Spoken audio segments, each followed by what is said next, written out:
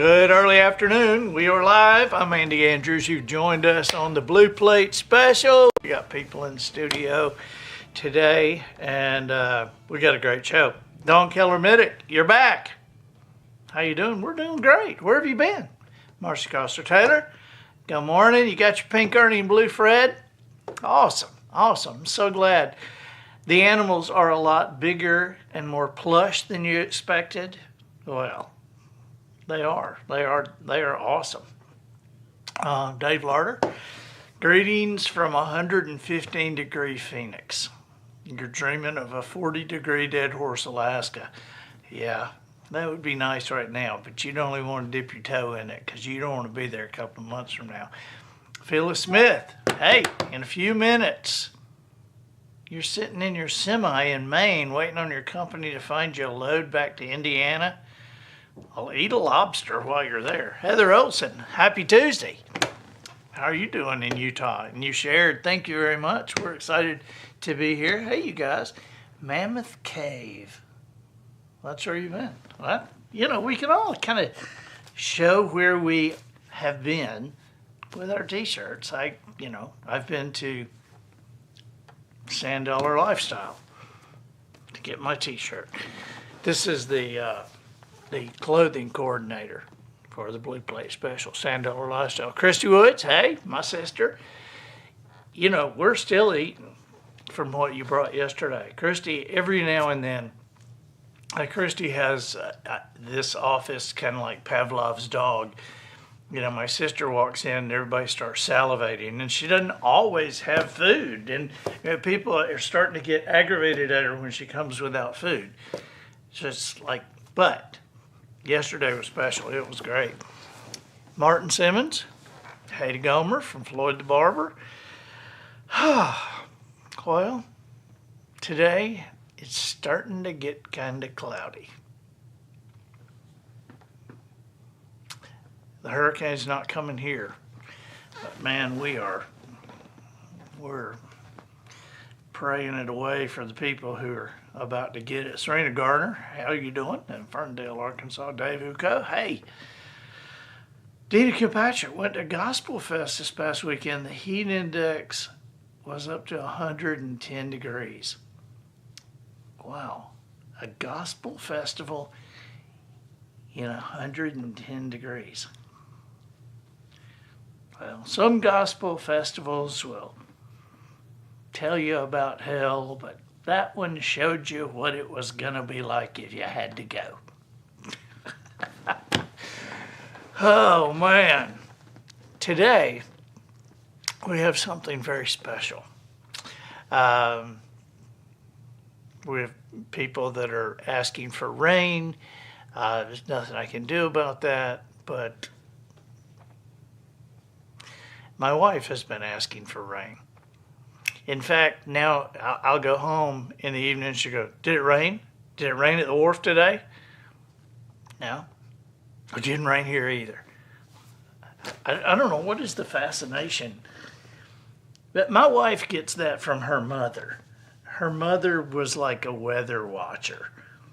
And Polly is too. You know, I mean, if it weren't for the cooking channel and the weather channel, Polly's TV watching would go down significantly. I've stopped trusting the weather since moving down here just because it's like, it's always a 30-50% chance of rain. You never know what you're going to get. Yeah, I know it. That's true. I mean, I look out there right now.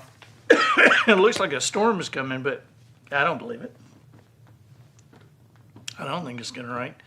I mean, there's still people walking by outside that are like reaching the boiling point and just like dissolving into the concrete out there because it's so hot. So anyway, we got something very special for you today. It's kind of a game, but it's a game with a mean bent. Heather McQuaig, hey, how are you doing? I'm so glad you're here. We have, we have an affinity for authors here at Wisdom Harbor because we know so many, and we are one. And so we also have, I guess it's kind of a fascination by reviews. You know, everybody likes great reviews. Nobody likes bad reviews. If you're a writer, but both are kind of inevitable. I quit reading bad reviews a long time ago, which means that I quit reading reviews because the bad ones just like mixed in or something, and so I just quit reading all reviews because I always think, I'm not gonna read that and then start focusing on it and thinking about it, and then I thought, I'm not going to read the good reviews either because they might be wrong too. But reading other people's reviews can be pretty interesting, especially if the reviewer is mean or witty. And so I have picked some reviews that I thought were particularly mean and witty, and I've got just some of the lines out of them. Now here's what we're going to do. As I read these things, I also kind of got into the spirit of it. So I'm going to tell you the book, tell you the reviewer, and we'll read the quotes from the review. But I added one. In every review, I wrote one too. I wrote a line, just a mean line, funny line. And so you get to decide which line the reviewer wrote, which ones the reviewer wrote, but which one did I write? You get to guess. Now, the first book we're going to look at is Jared Kushner's Breaking History, White House Memoir.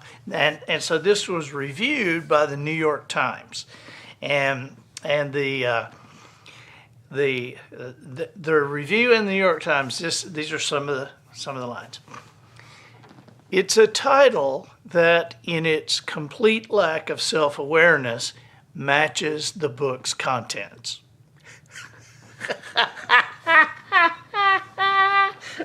The title is so stupid. It matches the book's content. All right, how about this?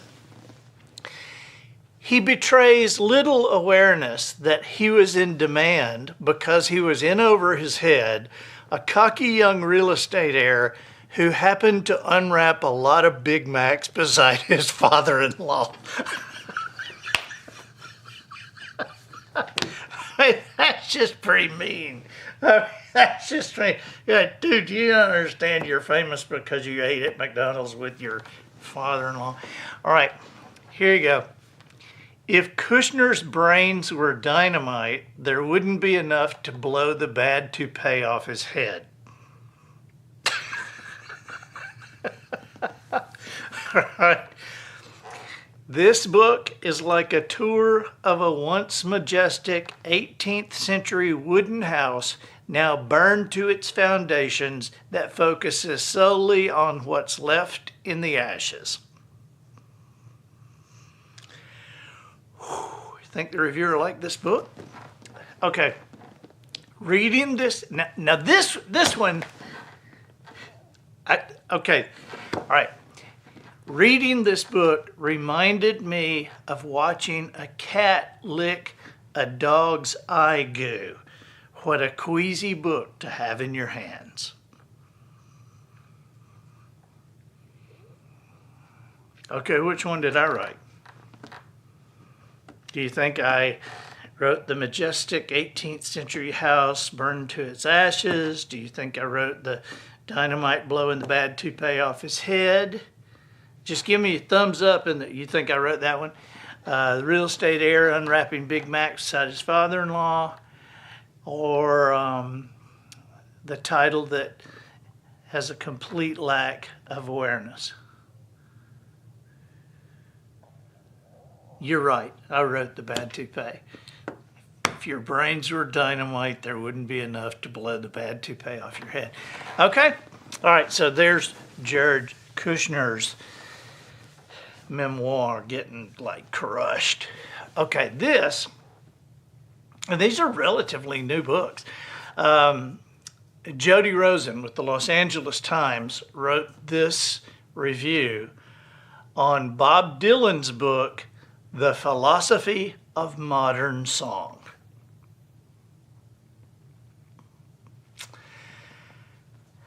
The philosophy of modern song is a phrase that puts on airs, asserting that the book is important, one that merits a place on your loftiest library shelf. It does not.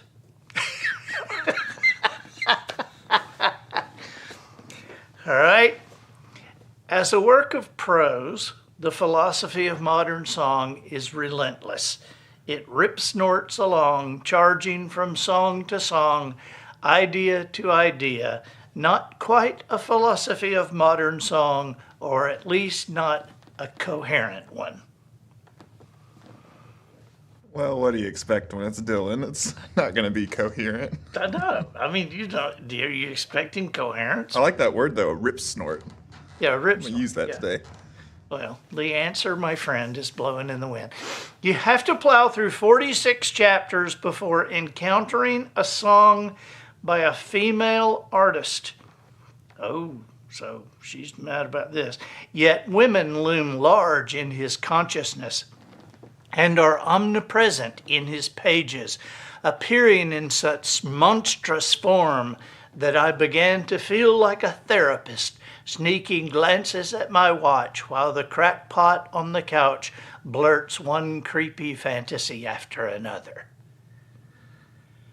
Well, that's a lot of words to say you hate the book, isn't it? I mean, now you're hating the guy. Okay? It's a bummer, to put it mildly, to find a Nobel laureate mixing metaphors and spouting nonsense like an elderly uncle who bulk emails links to conspiracy theory websites.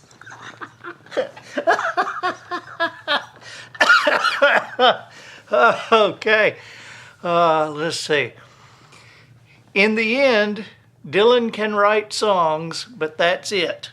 His talent level at writing a book is about equal to his singing voice.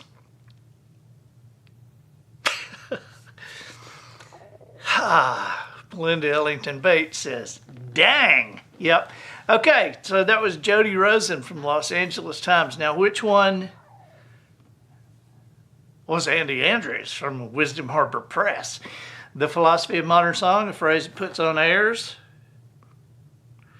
As a work of prose, it's relentless, rip-snorting, having to plow through 46 chapters before hearing a girl. And let's see, it's a bummer to find a Nobel laureate. Elderly uncle bulk mailing conspiracy theories. Dylan can write songs, but his talent level writing a book about equal to his singing voice. You think that one?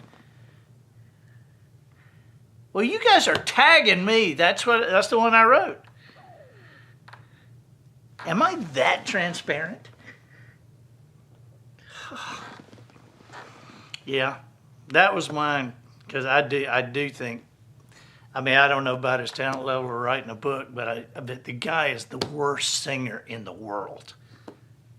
I mean, he is just the worst. I mean, how did that happen? Okay, this is Claire Loudon from the Sunday Times. This is about Cormac McCarthy's book, The Passenger. Okay, here we go. Reading The Passenger is like being a patron at one of those elaborate dinner theater productions where you stumble about from one scene to another trying to piece the story together. Sounds like little Dylan incoherence. there. The novel is long on atmosphere and short on sense.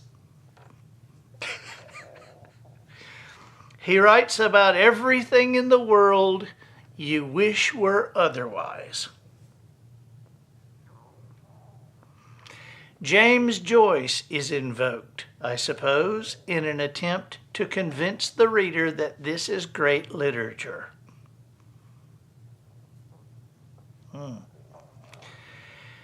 The decision to open The Passenger with an impenetrable conversation between Alicia and her hallucinations is like reading quantum mechanics for fun. It just makes the novel hard to read. We think McCarthy's books are unflinching. Really, they are quiche. A con is being perpetrated upon the reading public. But that's how you garner comparisons to Hemingway and Faulkner, when in fact you're a mediocre hybrid of both. Wow, that's getting pretty personal. Okay, which one did I write? Reading the what? You think the second one? Okay. Which one do you think? You're counting? You think number 4. Okay, the second one, let's see what the second one was. The second one is the novel's long on atmosphere and short on sense. I wish I'd written that. Which one's number 4? James Joyce invoked an attempt to convince the reader this is great literature. That's what you think too? You're not voting? So that when we... Which one? Number 3. Number 3, he writes about everything in the world you wish were otherwise. That's the one I wrote. That's the one I wrote.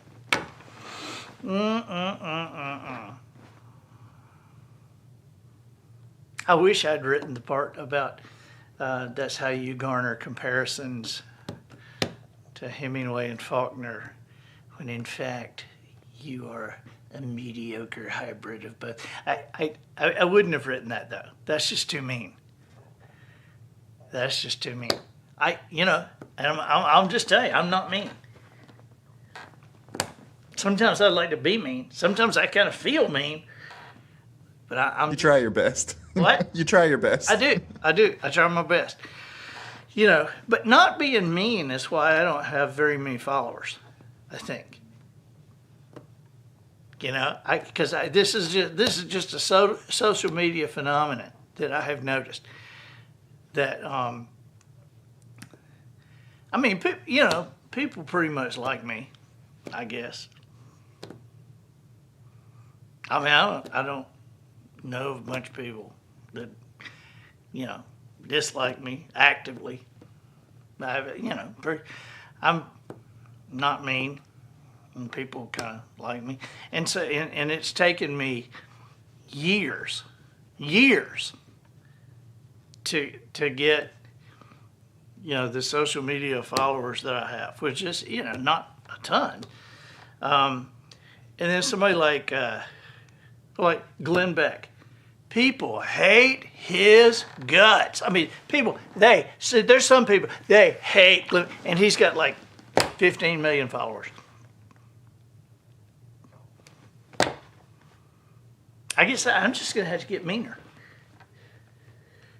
If I'm serious about this career thing, I'm going to have to get mean. Actually, if I was serious about this career thing, I probably wouldn't be doing this at 12:35 on a Tuesday. Okay, all right, this is a good one. All right, you ready?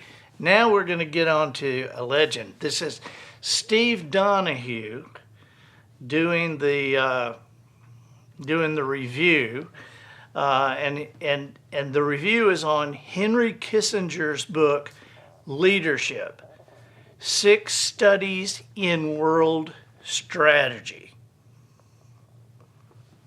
And I'm just gonna warn you, he hated this, and evidently he hates Henry Kissinger too. Okay, he says, 99 years old, but still pushing out the kind of content one doesn't need to purchase because it's already free for the taking from the ground in cow pastures all over the world.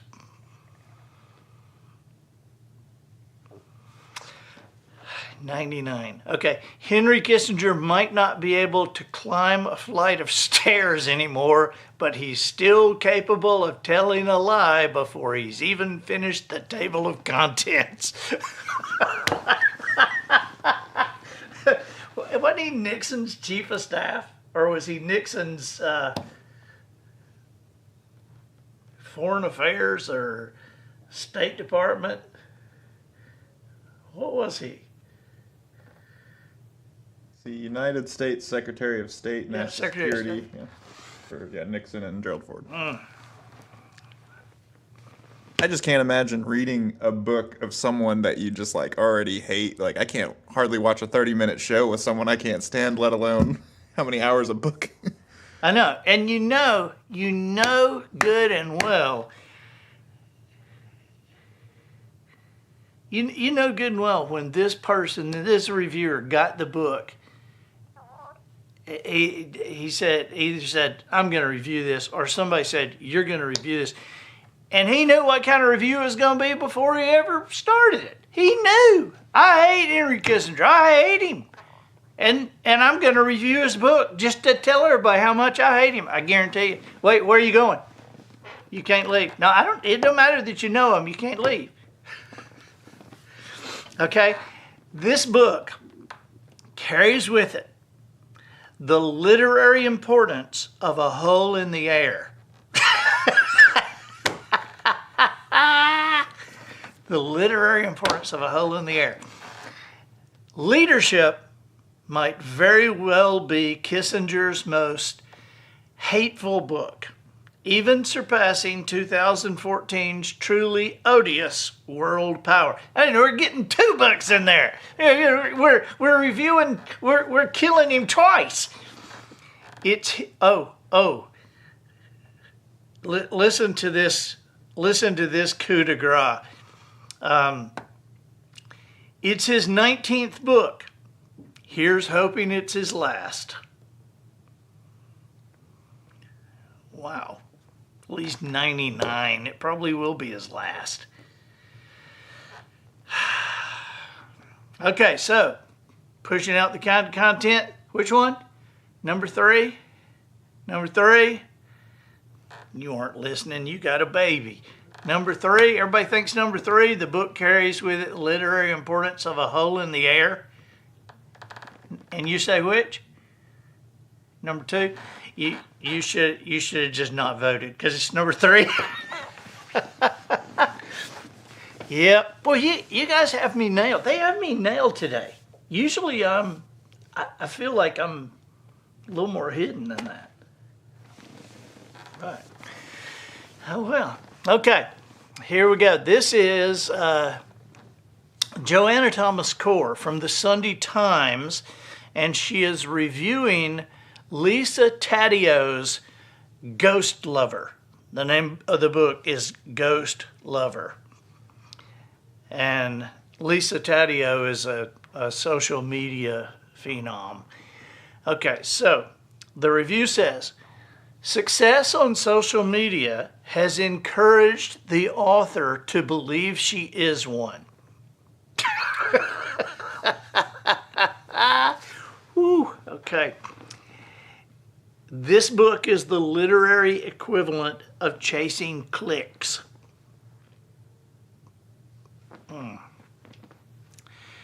In a real book, at least the proper nouns denote actual things. When Taddeo attempts metaphor, we run into serious trouble. Throughout, Taddeo rams words together in unexpected ways like this. All right, now I just got to tell you, I laughed out loud when I read this. Back up just a little, Matt. Let me say, okay. Throughout, Taddeo rams words together in unexpected ways like this. His voice turned throaty, filled with wetness and trees. Trees? His voice turned throaty, filled with wetness and trees. Yeah, man. Yeah. I mean, you know what? Well, I'll say that in a minute. Here, filled with wetness and trees. Okay, keep going. She says, in the course of producing this goop, Taddeo has abandoned any interest in anything but going viral. All right. Remember when your mother told you to keep quiet so people would think you were smart? Taddeo's mother obviously skipped that lesson, and now she has written a book that defines her IQ forever. Instructions on shampoo bottles are written for people like her.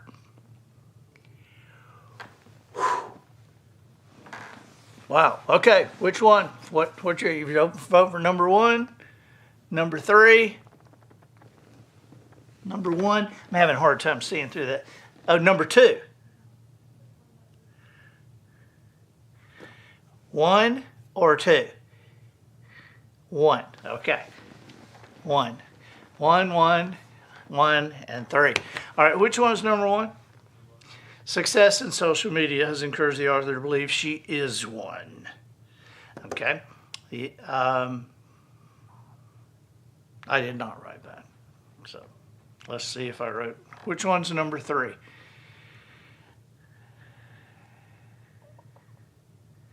In the course of producing this goop, Taddeo has abandoned any interest in anything but going viral. No, I got them this time. I got them. I wrote, remember when your mother told you to keep quiet so people would think you're smart? Taddeo's mother obviously skipped that lesson, and now she's written a book that defines her IQ forever. Instructions on shampoo bottles are written for people like her. That's the one I wrote. Yeah. Now, you know what? When she's writing this stuff like his mouth was like wetness and trees, I think there's a little bit of 8th or 9th grade left over in this girl, because I think that she has been influenced by too many English classes where the teacher said, now what is that symbolizing? What is, and I think she wants to be, her stuff to be in some English class where some English teacher says, his mouth was like wetness and trees. Now, what is the author symbolizing by saying his mouth was like wetness and trees? And, of course, some 8th grader would write, having spent time in the forest, I know that on rainy days, trees, their leaves drip rain, and you can taste the scent. And therefore, the author was saying that it was like being in a... This is just total BS. It's total. I mean, yeah. Do you know, I got sent, my books are in high schools all over America, and their curriculums to them, and so a lot of these teachers do their own test. And I got sent a test one time that on the Traveler's Gift, and one of the things in chapter so-and-so, what was the author symbolizing when David Ponder walked into the bright room?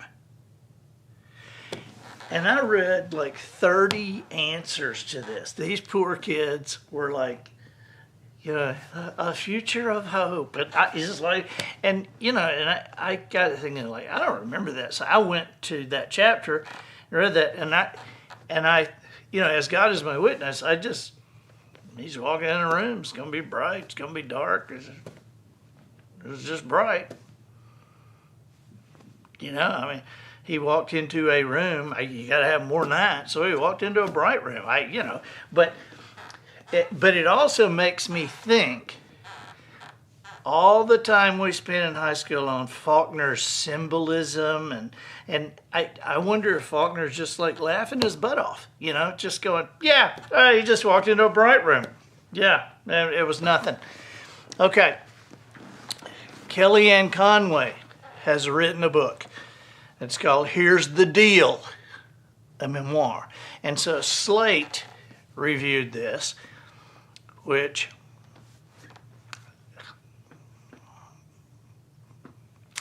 as you can imagine, they hated it. Okay, here we go.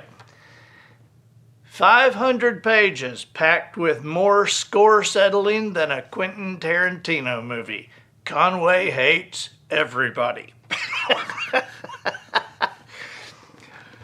All right.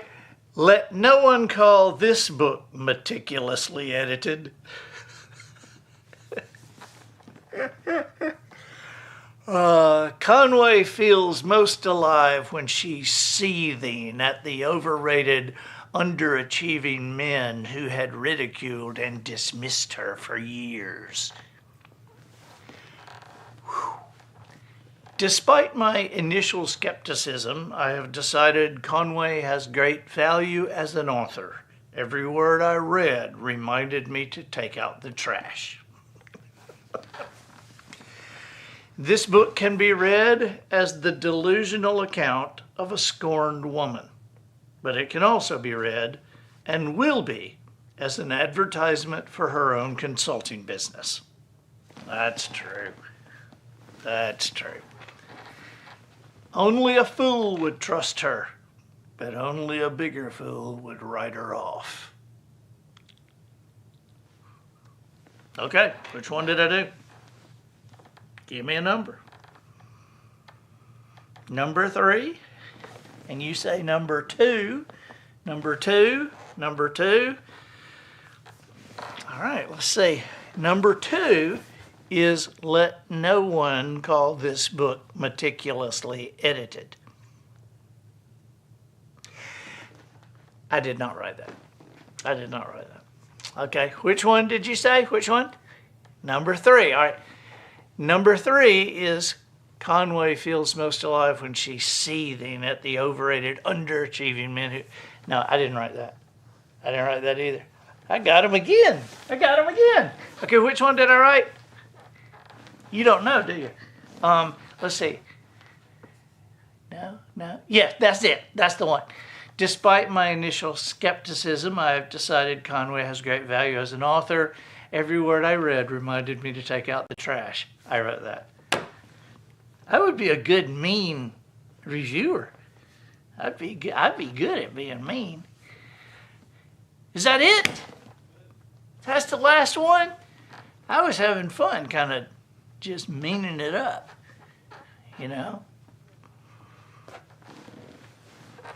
Just think of something else I'd be mean about before we leave.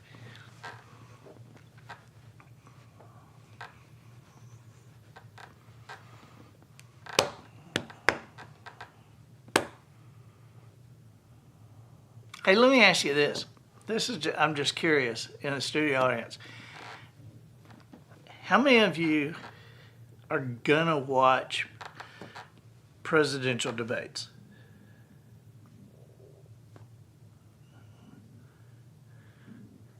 Just one of you? Just one? Okay. All right. Now, are you watching the presidential debates because you're undecided? No. Okay. See, I wonder, does anybody watch those debates going, I don't know. I just don't know. It's just according to whoever gets, does the best performance. I don't think so. I don't think so.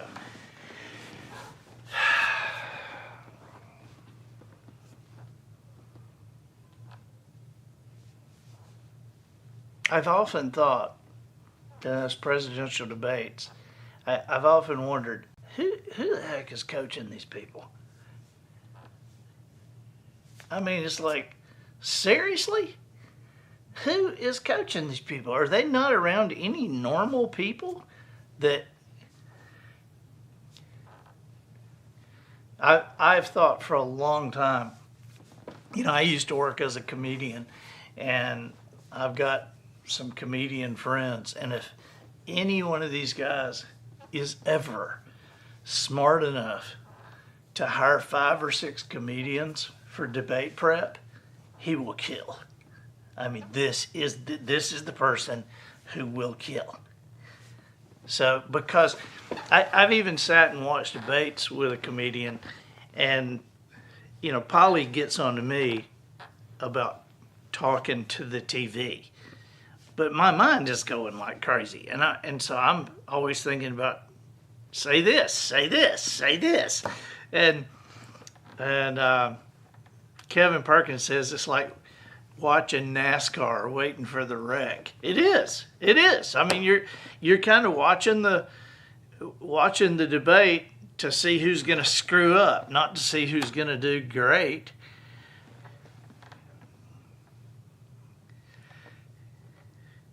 I always remember, do you remember the debate Dan Quayle had with Lloyd Bentsen? Now, the reason that one was memorable, if you're of an age to remember that, is because that's the one where, Dan Quayle was kind of young, and so people were saying, wow, it's kind of like JFK, and so Lloyd Bentsen was an old guy, and he was a senator back when Kennedy was president or something, and so Lloyd Bentsen said something like, I'm tired of hearing this, that because of his age, that Vice President Quayle it was Senator Quayle at that point, that Senator Quayle is akin to John F. Kennedy. Let me tell you something, Senator. I was around when John Kennedy was president. I knew John Kennedy, and you are no John Kennedy. And Quayle, his response was,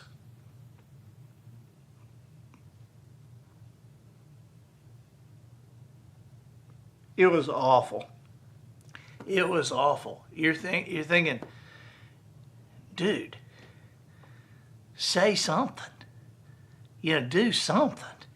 And most of these guys do not know that,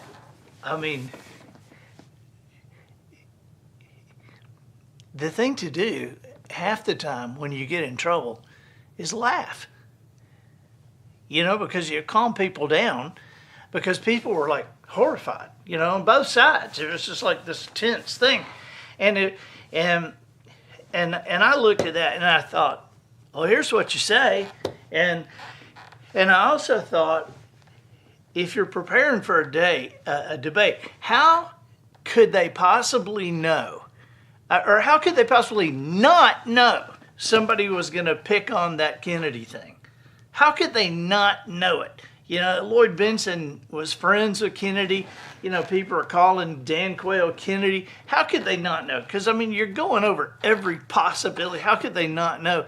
And if Dan Quayle had just kind of laughed when he said that, just kind of laughed, and he'd have had time to think, because it wasn't his turn to talk yet. But if he'd have just kind of laughed when he said that, and then when he came back, he said, hey, before we go on, I got to apologize to Senator Bentsen for laughing when you made that remark about, you knew Kennedy and you're no Kennedy.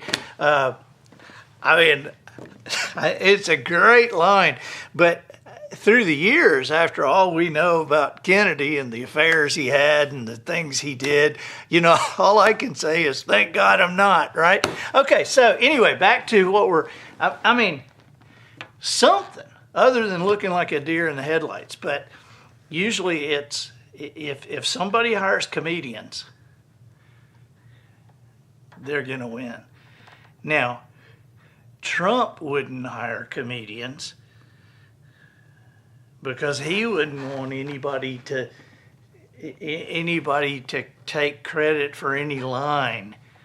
So he wouldn't hire comedians. They wouldn't hire comedians for Biden because he wouldn't remember what he was supposed to say.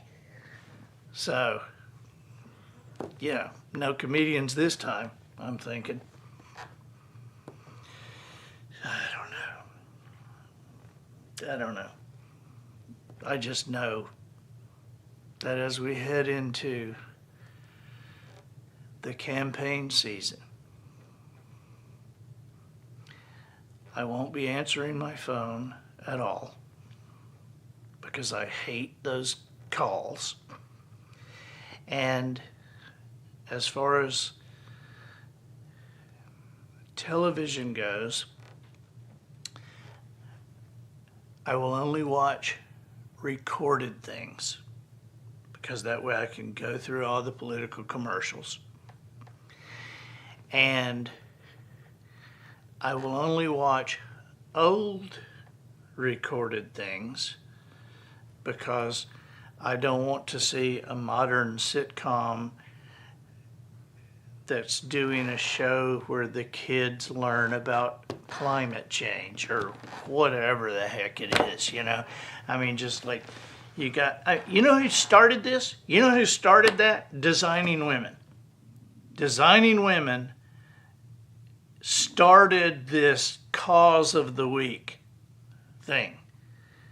That was the first sitcom that started doing causes and started politicizing their content. Of course, now you can't watch a Disney movie without something on it. You heard about Snow White, right? The movie Snow White that Disney's doing, and they're doing it with a Hispanic girl and with 7 dwarves that are normal-sized people.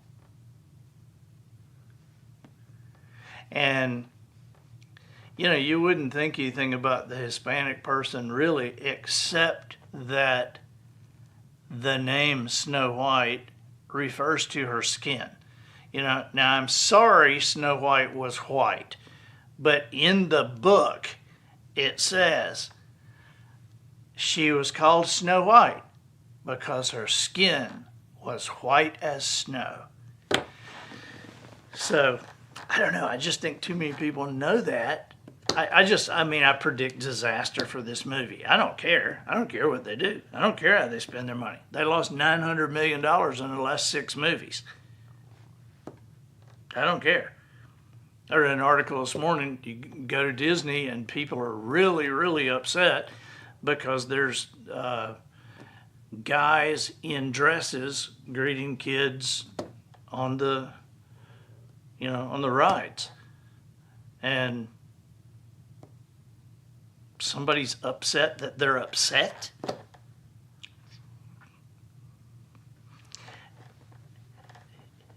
Disney World is too expensive to be trying to push anything but just like fun for kids. And I got, even before they were pushing anything but fun, I had my fill of Disney. So, any place, I don't mind people making money. I want people to make money. Our country is built on an entrepreneurial effort. I want people to make money. But I don't want you to hold me down and pull it out of my pocket. You know, right? I don't want you to hold me hostage to Sunday. And so, to me, Disney, $50 to park? To park? Well, can we park somewhere else? No, you can't. You can only park, no shuttles into the place? Nope. Well, could we take a taxi? Yeah, they can let you off at the back of the parking lot. At the back of Goofy. $50 to park. And then I don't know how much it is now to get in the park, like $100,000 a person or something. And you have to fingerprint your kids and take pictures of them. Have them have a fingerprint and a picture of your kid, a fingerprint. Yeah. So really, what's Disney doing with a fingerprint of your kid? I don't know. I went to I speak at conventions sometimes, and I spoke at a convention at a Disney property, and this was 7 or 8 years ago. And I was talking to the people backstage who were holding the convention, who were halfway in between livid and shock, because to get a carafe, a carafe of coffee, right? I mean, how many cups does a carafe have in it? 6? I don't know. But a carafe of coffee backstage was $192. And of course, they just put it on the convention bill, and just assuming nobody's gonna pick that up. But that's just insane. I mean, it's just, they have turned into a money grab. And now they're turning into a money grab where they push their views on you. So, I'm not a Disney fan. But it's a small world after all. They can do whatever they want.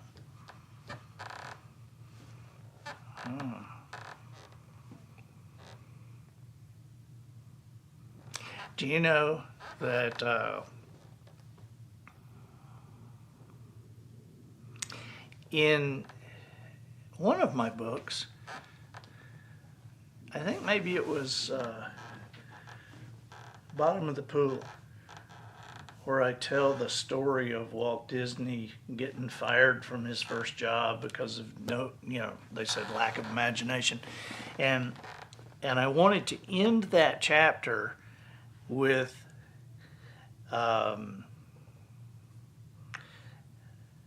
Jiminy Cricket, because he got fired from the Kansas City Star.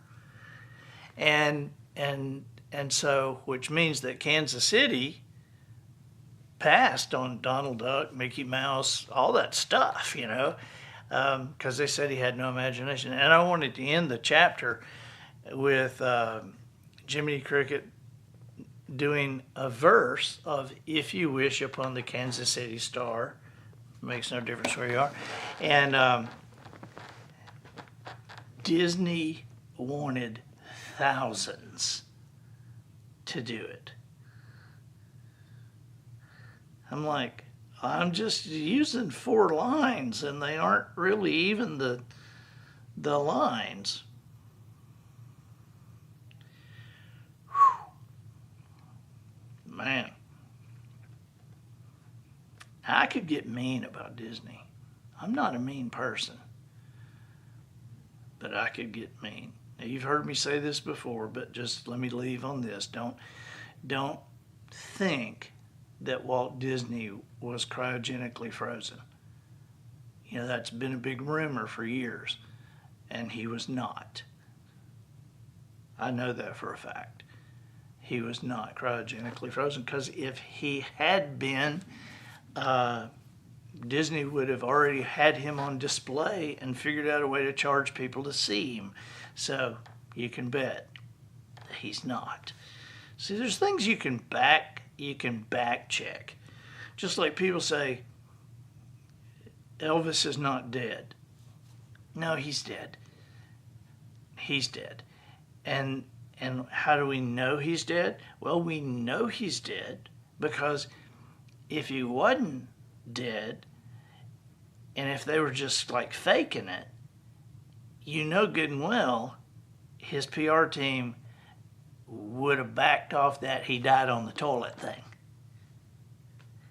But that stuck, so he's dead. He's dead. Okay, well, on the good news that Elvis is dead and Walt Disney is not frozen, we'll conclude today's Blue Plate special. We hope you've had a good time today, or at least been confused, maybe.